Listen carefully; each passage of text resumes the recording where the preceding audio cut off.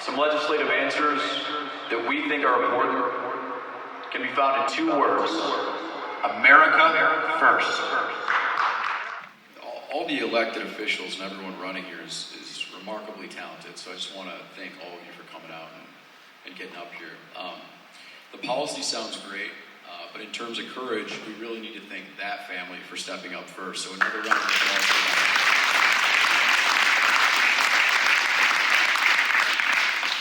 As a guest here, someone that's not from Chemung, but someone that's from the Southern Tier, I'm not going to take up too much of your time tonight.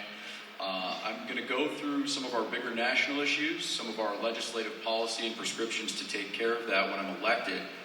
And then I want to get in the audience and do some Q&A. If there's anything I can help with in terms of candidates, national recognition, we have a pretty big platform, and we've only been doing it. Well, I've only been a politician for like 4 days now, federally. So, but again, extending my gratitude to our host, Journey Church, the Brennan family, the entire Horseheads contingent out here.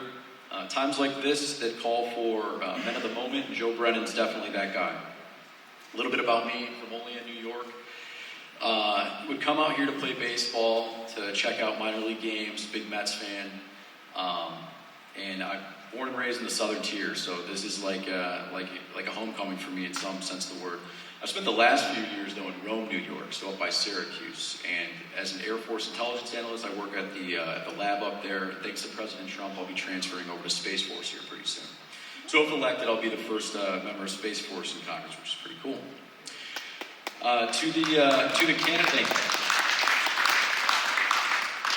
To the candidates, understand this. Your decision to run is one based in faith and protected by destiny.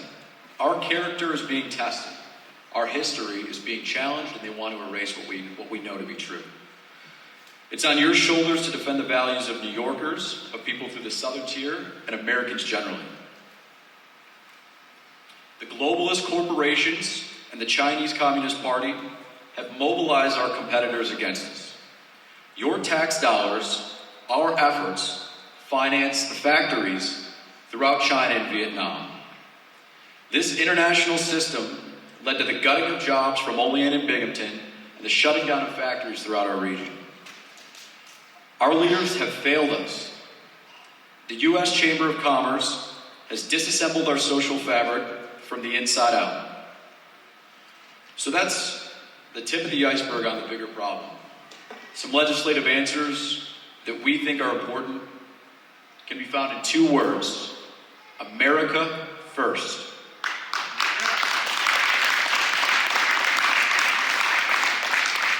Police support is at an all-time low. We must pull back this crazy bail reform initiative that's plagued our state. Homicides are up throughout the smaller cities, throughout major cities. Violent crime's up. Rochester's now top 10 in the nation in percentage of homicides. And they don't even enforce petty crimes. You see it on the internet every day, but you see it on Main Street. Family values is next on our list. The problems in our culture can be solved through faith in Christ and Christian values. The epidemic of fatherlessness has led to a disillusioned community, but there are legislative prescriptions for this. Child tax credits, the promotion of a single income for working families. Issues that have been brought to the floor in DC but never acted on. And it's guys like me, Joe Kent, Anthony Sabatini, American First leaders that are going to get to Washington and put bills like this on the floor. Healthcare. Obamacare has robbed us of our concept of health generally. If healthcare was in the hands of the individual and not the federal government, this would be a stronger, healthier nation, and that family would still have a son.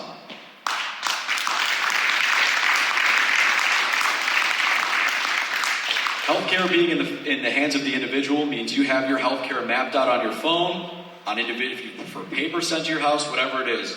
It's not in the hands of these healthcare systems, and it's definitely not in the hands of Big Pharma. Disruptive innovation, rural healthcare, and an overall assessment of transparent health medicine, just like you order at McDonald's, whatever you want on your burger, you order that on your healthcare so that you don't have a surprise bill in the mail 30 days later for thousands of dollars. Transparent healthcare is the future of healthcare, and just one of the many ingredients to a resilient policy prescription. Families that are paying $1,300 per month for their healthcare that takes them from paying for a new work van, sending their kid to college, or whatever it might be that they sacrifice, can qualify for a public option. This isn't socialized medicine. Most of us have private healthcare plans. I'm not going down that road. We believe in private healthcare. But this system isn't working if it's taking people away from what they should be focused on, which is their families. So a public option that's means tested, that means no illegal immigrants. You have to fit into it so everyone can't hop on the bandwagon. And most importantly, you still have to be at work working for your benefits.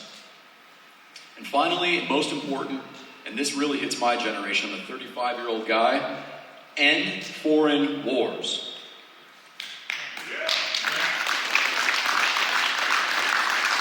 As an intelligence analyst and a member of not only the IC community, but of the Air Force, I can tell you that since we've killed Osama bin Laden, and in the last 10 years of this generation, there has been no mission. And we've lost thousands of our sons and daughters.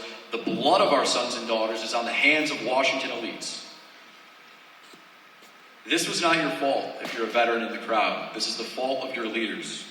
We must reinvest the capital that we poured into overseas wars that lines the pockets of the military-industrial complex into Horseheads, into this community, into New York's 23rd and 24th.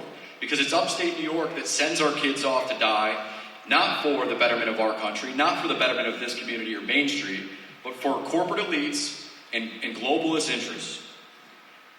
So I led with America First. I'm going to close with that. I'm going to be happy to take your questions when I grab a slice of Pudgy's Pizza over there. But more importantly, thank you for your hospitality and your support.